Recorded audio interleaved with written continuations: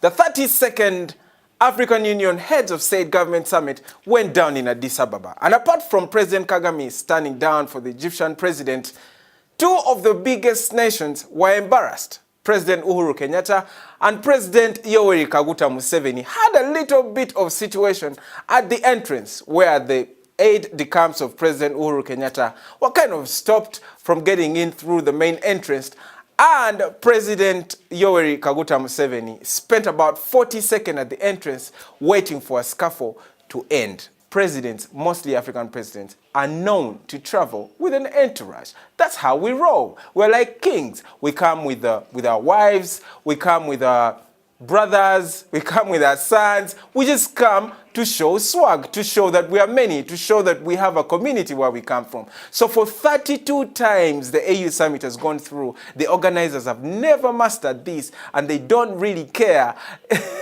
about President Uhuru's entourage and President Museveni's huge entourage as well. And the guys are like, do you know who I am? Do you know who I am? That's what the Lieutenant General from Kenya, that's the aide de camp of Uhuru, was all going about with, the security guys at the entrance. He was all going, do you know who I am? I'm a Lieutenant General. Do you know who I am? And meanwhile, he was the only guy in white in the crowd. So you'd clearly tell that this is a different guy. This is no ordinary guy. He's not like a guy bringing in tea or a sweeper. Bambi the lieutenant was on the entrance. Do you know who I am? Unajua mimi? Mimi ni aide de camp. I'm just imagining a Ugandan lieutenant going on and on about security people. Where? Me yuko lieutenant.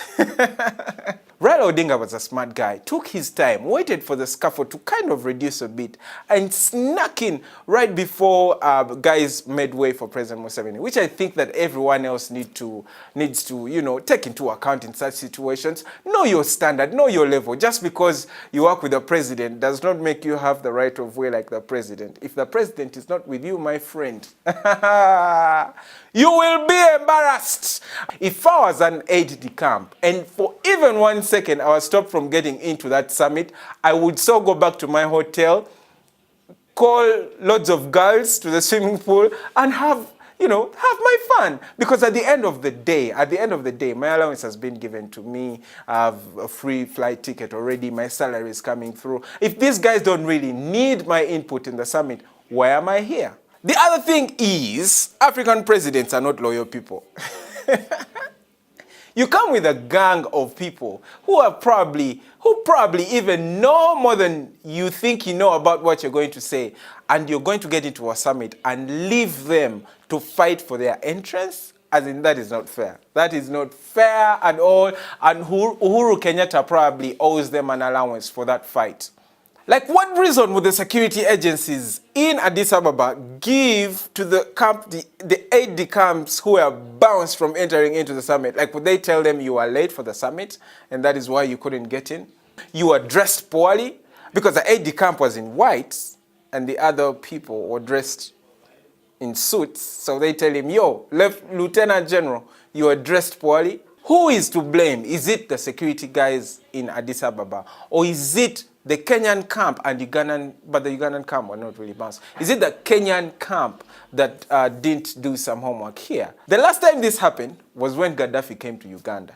PGB guys were fighting with Gaddafi's security. And Gaddafi decided to just leave the PGB guys and his security to kind of flex. He went and started having coffee with Museveni, probably talking about, hey, do you see my boys? My boys. And Museveni was like, by the way, my boys can beat your boys. I feed my boys, you don't feed your boys. They can fight. Meanwhile, the fools are outside the meeting fighting. Like, this is so African. This is the true definition of African. I don't think that it was necessary for the aide de camps to be there, apart from taking Instagram photos. Like, I would personally fight to get into an AU summit if I was an aide de camp, just to take that Instagram photo and post on social media. Yeah, apart from that, honestly, what is an aide de camp going to do in an AU summit?